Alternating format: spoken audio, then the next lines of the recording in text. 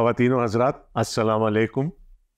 Programme है नूर हयात और मैं हूं आपका मेज़बान डॉक्टर आसिफ जॉन। दोस्तों, अभी अभी मैं कलाम मुक़द्दस का मुताला कर रहा था और उसमें एक नहायत ही खूबसूरत चीज़ नज़र आई जो कि हमारी उस बहस से भी मुमासलत रखती है जो कि हमने पिछले हफ्ते शुरू की थी। हमने दो अहदों की बात की थी, एक पुराना अहद और एक नया अहद, और मैंने आपसे कहा था कि दोनों अहूद को रेटिफाई करने के लिए खून इस्तेमाल किया गया। पुराने अहद को बकरों और बर्रों के खून से, जिसे मूसा ने बनी इसराइल पर छिड़का था, रेटिफाई किया गया, और नया अहद रेटिफाई होता है हमारे खुदावंद यीशु मसीह के उस मुकद्दस खून से जो सलीब पर बहाया गया था। बहुत सारे ज़हनों में शायद ये सवाल उभरा हो कि ये दोनों अहूद हैं क्या, और ख़ासकर नया अहद क्या है। और जब मैं कलाम मुक़द्दस का मुताला कर रहा था तो ये नया अहद मेरे सामने आ गया और मैं चाहता हूं कि इसको आपके सामने भी रखूं। जैसा कि बहुत सारे लोग समझते हैं कि चूंकि ये नया अहद है तो नया अहदनामा हमें इसके बारे में बताएगा, लेकिन ये नया अहद भी पुराने अहद में ही हमें मिलता है। और मेरे साथ देखिएगा यिर्मयाह नबी का सहीफ़ा, उसका 31वां बाब और 31वीं आयत से। 31वां बाब और 31वीं आयत याद रखना आसान है। देख, वो दिन आते हैं, खुदावंद फरमाता है, जब मैं इसराइल के घराने और यहूदा के घराने के साथ नया अहद बांधूंगा, उस अहद के मुताबिक नहीं जो मैंने उनके बाप दादा से किया जब मैंने उनकी दस्तगीरी की ताकि उनको मुल्क मिस्र से निकाल लाऊं, और उन्होंने मेरे उस अहद को तोड़ा अगरचे मैं उनका मालिक था, खुदावंद फरमाता है। बल्कि ये वो अहद है जो मैं उन दिनों के बाद इसराइल के घराने से बांधूंगा। खुदावंद फरमाता है कि मैं अपनी शरीयत उनके बातिन में रखूंगा और उनके दिल पर उसे लिखूंगा, और मैं उनका खुदा होऊंगा और वो मेरे लोग होंगे। और वो फिर अपने अपने पड़ोसी और अपने अपने भाई को ये कहकर तालीम नहीं देंगे कि खुदावंद को पहचानो, क्योंकि छोटे से बड़े तक वो सब मुझे जानेंगे, खुदावंद फरमाता है, इसलिए कि मैं उनकी बदकिरदारी को बख्श दूंगा और उनके गुनाह को याद ना करूंगा। तो दोस्तों, ये है वो नया अहद जो खुदावंद यीशु मसीह के मसलूब हो जाने के बाद जारी हो गया, और जिसमें हम उस ईमान के वसीला से जो हम मसीह पर और ख़ास तौर पर मसीह मसलूब पर रखते हैं शामिल होते हैं। दोस्तों, पुराने अहद में और नए अहद में एक बहुत बड़ा वाज़े फ़र्क है, और शायद जब मैं ये तिलावत कर रहा था तो आपने उस फ़र्क को महसूस कर लिया होगा। खुदावंद ने फरमाया कि फिर मैं उनकी बदकिरदारी को बख्श दूंगा और उनके गुनाह को याद ना करूंगा। जब पहले अहद की खुदा बात कर रहा था तो खुदा ने बनी इसराइल के बुजुर्गों पर यह इल्ज़ाम धरा कि उन्होंने मेरे अहद को तोड़ दिया। और जब नया अहद खुदा बांधता है नस्ल इंसानी के साथ तो वो ये कहता है कि अब गुनाह बख्शने की जिम्मेदारी भी मैं अपने ऊपर ले लेता हूं। मैं तुम्हारे गुनाहों को याद ना करूंगा, तुम्हारी बदकिरदारी को बख्श दूंगा, लेकिन इसके लिए मुझे अपने बेटे को कुर्बान करना पड़ेगा। जैसे कि पुराना अहद खून में लिखा गया, उसी तरह से नया अहद भी खून ही में लिखा जाएगा। और ये वो बात थी जो खुदावंद यीशु मसीह अपने शागिर्दों को उस आखिरी फसा में सिखा रहे थे। आइए चलते हैं मुकद्दस लूका के इंजीली बयान की तरफ, उसका 22वां बाब और उसकी 19वीं आयत से। हमारे खुदावंद की इंजील मुकद्दस में लिखा है, फिर उसने रोटी ली और शुक्र करके तोड़ी और यह कहकर उनको दी कि यह मेरा बदन है जो तुम्हारे वास्ते दिया जाता है, मेरी यादगारी के लिए यही किया करो। और इसी तरह खाने के बाद प्याला ये कहकर दिया कि ये प्याला मेरे उस खून में नया अहद है जो तुम्हारे वास्ते बहाया जाता है। मगर देखो, मेरे पकड़वाने वाले का हाथ मेरे साथ मेज पर है, क्योंकि इब्ने आदम तो जैसा उसके वास्ते मुकर्रर है जाता ही है, मगर उस शख्स पर अफसोस है जिसके वसीले से पकड़वाया जाता है। इस पर वो आपस में पूछने लगे कि हम में से कौन है जो ये काम करेगा, और उनमें ये तकरार भी हुई कि हम में से कौन बड़ा समझा जाता है। उसने उनसे कहा कि गैर कौमों के बादशाह उन पर हुकूमत चलाते हैं, और जो उन पर इख्तियार रखते हैं खुदावंदे नेमत कहलाते हैं। मगर तुम ऐसे ना होना, बल्कि जो तुम में बड़ा है वो छोटे की मानिंद, और जो सरदार है वो खिदमत करने वाले की मानिंद बने। क्योंकि बड़ा कौन है, वो जो खाना खाने बैठा या वो जो खिदमत करता है? क्या वो नहीं जो खाना खाने बैठा है? लेकिन मैं तुम्हारे दरमियान खिदमत करने वाले की मानिंद हूं। मगर तुम वो हो जो मेरी आजमाइशों में बराबर मेरे साथ रहे। और जैसे मेरे बाप ने मेरे लिए एक बादशाही मुकर्रर की है, मैं भी तुम्हारे लिए मुकर्रर करता हूं, ताकि मेरी बादशाही में मेरी मेज पर खाओ पियो, बल्कि तुम तख्तों पर बैठकर इसराइल के 12 कबीलों का इंसाफ करोगे। शमाऊन, शमाऊन, देख, शैतान ने तुम लोगों को मांग लिया ताकि गेहूं की तरह फटके, लेकिन मैंने तेरे लिए दुआ की कि तेरा ईमान जाता ना रहे, और जब तू रुजू करे तो अपने भाइयों को मजबूत करना। उसने उसे कहा, ऐ खुदावंद, तेरे साथ मैं कैद होने बल्कि मरने को भी तैयार हूं। उसने कहा, ऐ पतरस, मैं तुझसे कहता हूं कि आज मुर्ग बांग ना देगा जब तक तू 3 बार मेरा इनकार ना करे कि मुझे नहीं जानता। फिर उसने उनसे कहा, जब मैंने तुम्हें बटवे और झोली और जूती बगैर भेजा था, क्या तुम किसी चीज के मोहताज रहे थे? उन्होंने कहा, किसी चीज के नहीं। उसने उनसे कहा, मगर अब जिसके पास बटवा हो वो उसे ले, और इसी तरह झोली भी, और जिसके पास ना हो वो अपनी पोशाक बेचकर तलवार खरीदे। क्योंकि मैं तुमसे कहता हूं कि ये जो लिखा है कि वो बदकारों में गिना गया, उसका मेरे हक में पूरा होना जरूर है। इसलिए कि जो कुछ मुझसे निस्बत रखता है वो पूरा होना है। उन्होंने कहा, ऐ खुदावंद, देख, यहाँ 2 तलवारें हैं। उसने उनसे कहा, बहुत है। ये हमारे खुदावंद यीशु मसीह की इंजील है। ऐ मसीह, तेरी तमजीद हो। आमीन। हमने पिछले प्रोग्राम में भी इस बात पर बहस की थी कि खुदावंद यीशु मसीह ने आखिरी फसा को पहली इशाए रबानी में बदल दिया। फसा निशान थी, यादगारी थी उस बड़ी मखलसी की, खरूजे मिस्र की, जब खुदावंद अपने लोगों को अपने जोरे बाजू से एक सुपर पावर के मुंह से खींचकर ले आया था। और इशारबानी यादगारी होगी उस बड़ी नजात की जो खुदावंद यीशु मसीह के सलीब पर मसलूब हो जाने से और अपनी जान दे देने से और फिर मुर्दों में से जी उठने से अब सबका हिस्सा बन चुकी है।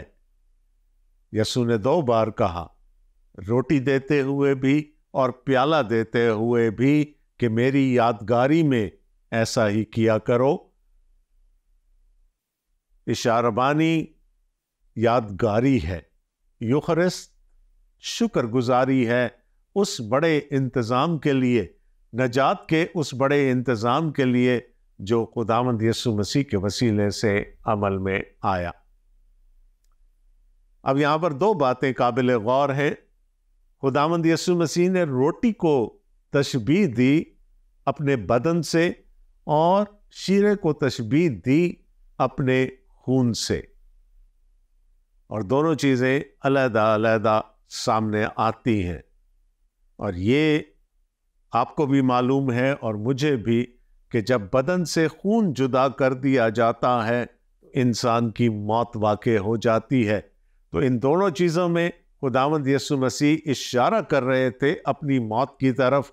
और मैंने पिछले प्रोग्राम में भी कहा था कि अब उस मुबारक मौत में चंद ही घंटों का वक्त रह गया है। तो खुदावंद यीशु मसीह ने एक सैक्रमेंट ठहरा दिया।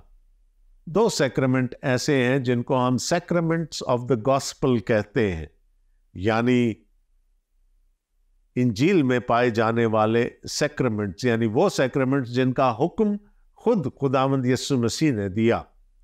एक बपतिस्मा और दूसरा इशाए रबानी। और अगर हम देखें तो फिर हमें ये एक ही सिक्के के 2 रुख नजर आते हैं।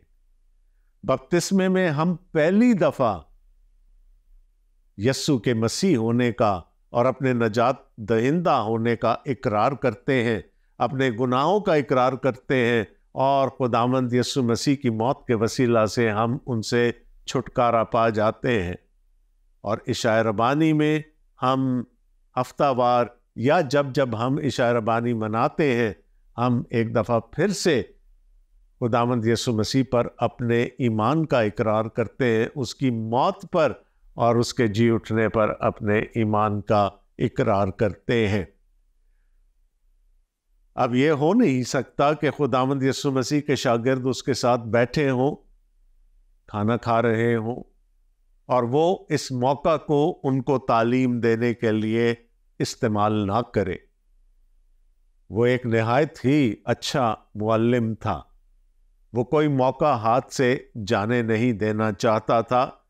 जब इशाए रबानी हो चुकी तो खुदावंद यीशु मसीह ने 21वीं आयत में कहा, मगर देखो मेरे पकड़वाने वाले का हाथ मेरे साथ मेज पर है। अब यहूदा ने जब ये डील की होगी तो उसने इसको बहुत खुफिया रखा होगा, और उसके फरिश्तों को भी ये खबर नहीं थी कि खुदावंद यीशु मसीह को इसका पता होगा। और मैं फिर वो बात दोहरा रहा हूं जो मैंने पिछले प्रोग्राम में भी कही थी कि ड्रामा तो उस वक्त खेला जा रहा था, लेकिन उसका स्क्रिप्ट बनाई आलम से पेशतर लिखा गया था, और हर एक किरदार उसमें उसी तरह से काम करता चला जा रहा था जैसा कि उसके लिए मुकर्रर किया गया था। यूहन्ना और पतरस की ये जिम्मेदारी थी कि वो उस घर को जाकर ढूंढे जहां फंसा होनी थी, और यहूदा की ये जिम्मेदारी थी कि उसने खुदावंद यीशु मसीह को यहूदियों के हाथ में पकड़वाना था।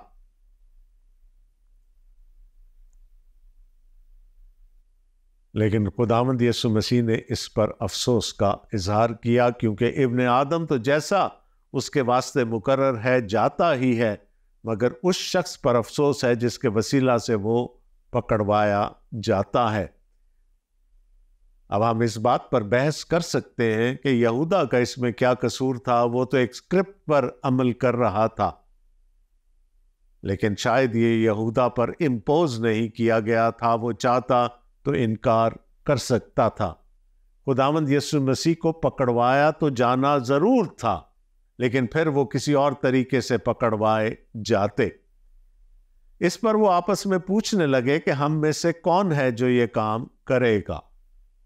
शायद किसी को भी यहूदा पर शक नहीं हुआ था, और उनमें यह तकरार भी हुई कि हम में से कौन बड़ा समझा जाता है।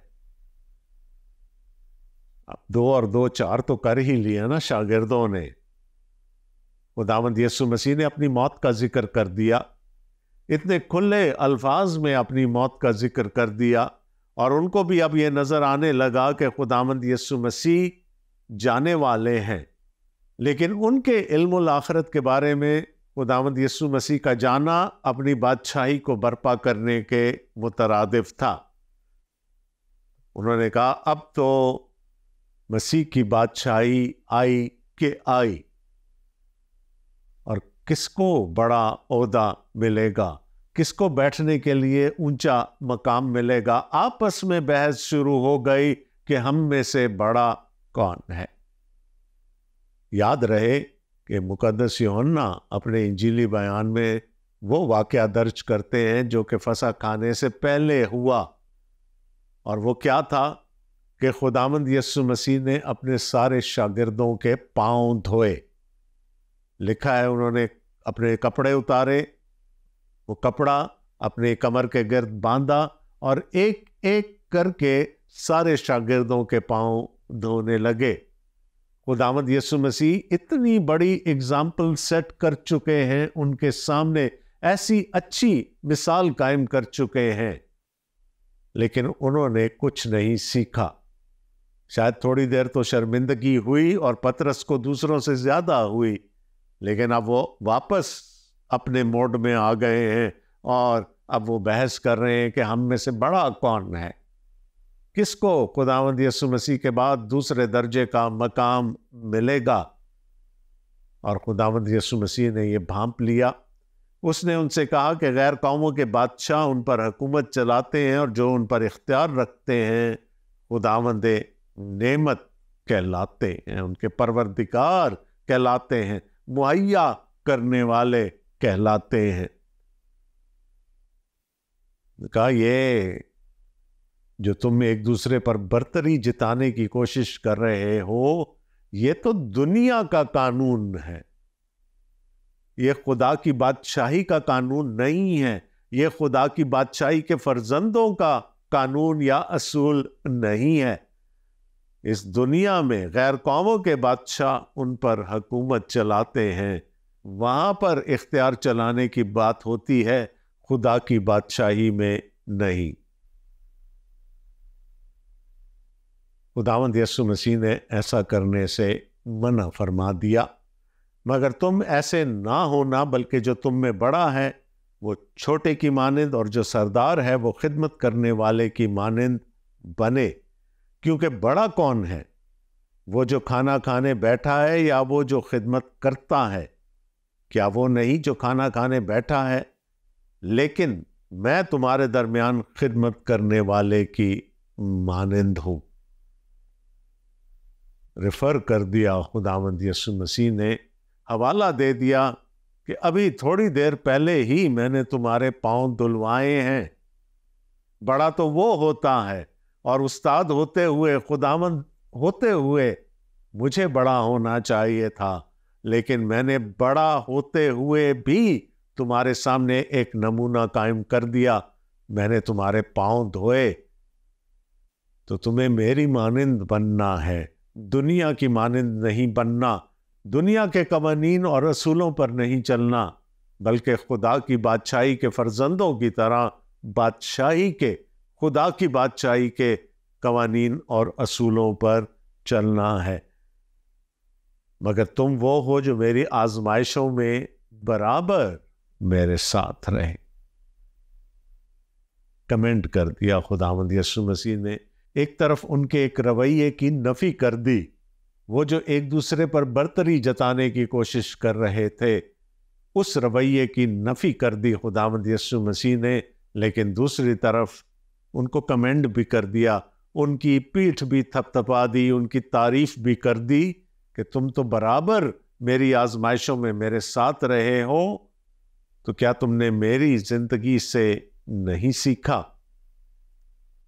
पहले अपने आप को एक खादिम के तौर पर दिखा दिया, एक गुलाम के तौर पर दिखा दिया, शागिर्दों के पांव धो डाले, लेकिन अब वो बादशाह के तौर पर मुखातिब हैं,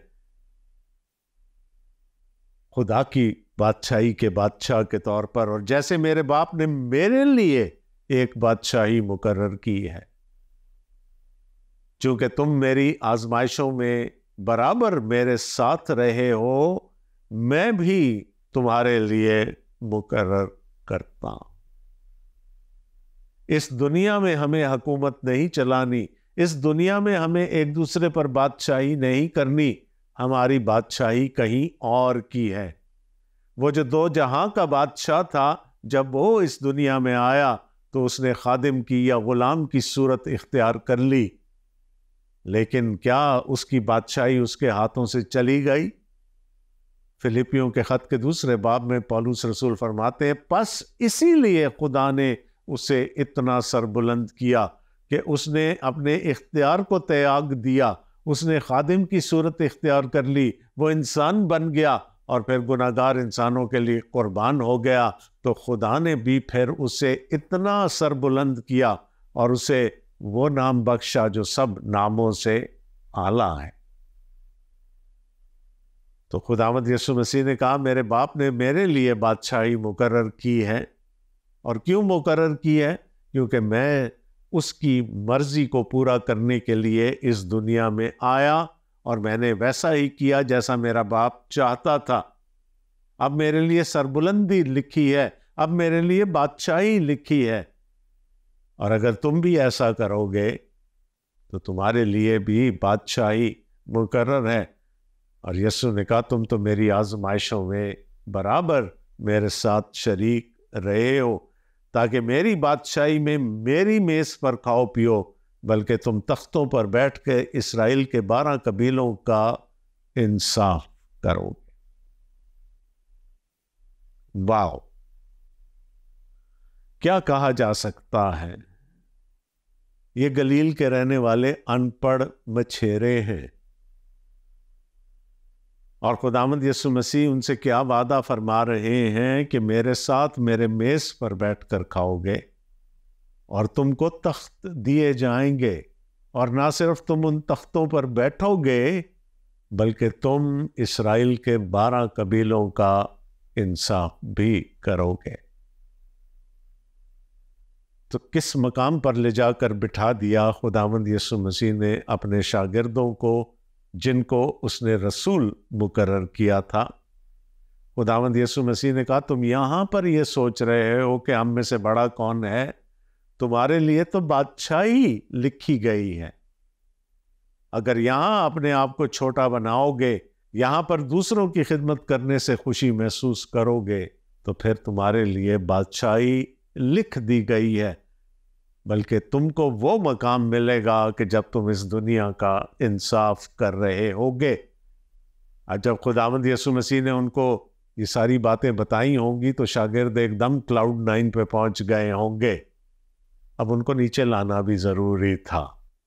तो खुदावंद यीशु मसीह ने क्या कहा?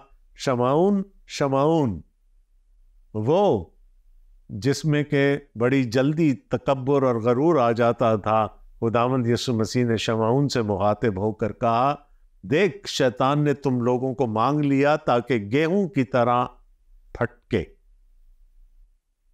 लेकिन मैंने तेरे लिए दुआ की कि तेरा ईमान जाता ना रहे, और जब तू रुजू करे तो अपने भाइयों को मजबूत करना।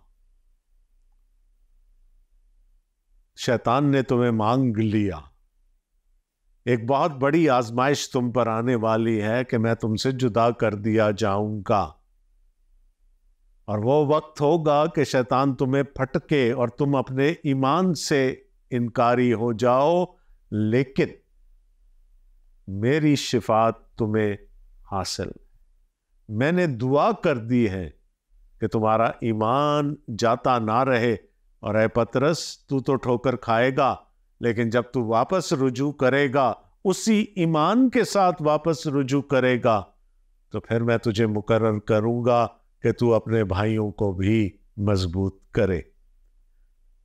और यहां पर खुदावंद यीशु मसीह ने एक झलक दिखा दी अपने फ्यूचर रोल की भी, कि जब वो उनकी नजरों से ओझल हो जाएंगे, जब वो वापस अपने तख्त पर अपने बाप के दाहिनी तरफ जाकर बैठेंगे, तो वो क्या कर रहे होंगे। दोस्तों, क्या शैतान ये नहीं चाहता कि मुझे और आपको भी फटके? कितनी दफा हम आजमाइशों में गिर जाते हैं और गिर भी जाते हैं, लेकिन कितनी दफा खुदावंद यीशु मसीह जो हमारे लिए ऊपर बैठा शिफात कर रहा है, उसकी शिफात की वजह से हम उन आजमाइशों में सुरखरू भी होते हैं। तो हम सब का मालिक, हमारा मसीहा, आज भी एक बहुत अहम काम कर रहा है। और अगर मैं और आप आज तक शैतान के चुंगल से बचे हुए हैं, हमारा ईमान आज तक कायम है, इसकी वजह वो शिफात है जो मुझे और आपको दस्तयाब है, 24/7 दस्तयाब है। शमऊन से मुखातिब थे ना खुदावंद। अब ये तो हो नहीं सकता कि शमऊन बात किए बगैर रह ले। उसने उससे कहा, ऐ खुदावंद, तेरे साथ मैं कैद होने बल्कि मरने को भी तैयार हूं। खुदावंद यीशु मसीह ने क्या कहा था? आजमाए जाओगे, लेकिन मैंने तुम्हारे लिए दुआ कर दी। अब पतरस अपने जोर पर खुदावंद के लिए कुछ करना चाहता, वो अपनी ताकत लड़ाना चाहता है, वो अपनी हिकमत लड़ाना चाहता है। मैं, आए खुदावंद, ऐसा हो नहीं सकता कि मैं तुझे छोड़ दूं। हाँ, ये छोड़ सकते हैं, बाकी 11 तुझे मैं नहीं छोड़ूंगा। और खुदावंद यीशु मसीह को रहबरी के लिए, लीडरशिप के लिए ऐसा पतरस नहीं चाहिए था। वो पतरस नहीं चाहिए था जो अपनी ताकत पर, अपनी हिकमत पर, अपनी कुवत पर भरोसा करे। तो खुदावंद यीशु मसीह ने क्या कहा? उसने कहा, है पतरस, मैं तुझसे कहता हूं कि आज मुर्ग बांग ना देगा जब तक तू 3 बार मेरा इनकार ना करे कि मुझे नहीं जानता।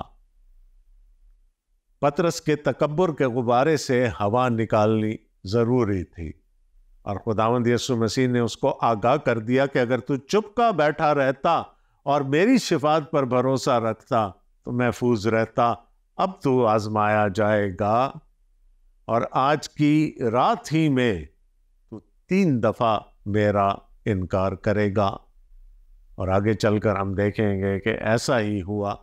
लेकिन पतरस का ईमान अपनी जगह पर कायम रहा। वो गिरा जरूर, लेकिन उसका ईमान अपनी जगह कायम रहा, और उस ईमान ने उसको खुदावंद यीशु मसीह की तरफ रुजू होने पर दोबारा से मजबूर किया, और फिर खुदावंद यीशु मसीह ने उसको बहाल कर दिया।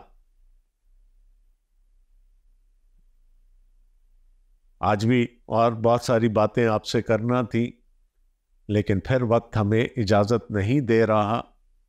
मैंने आपको बताया था ये बाप बहुत लंबा है, अभी इसमें बहुत सारी वाक़यात होने हैं, ख़ास तौर पर खुदावंद यीशु मसीह का पकड़वाया जाना और पतरस का इनकार।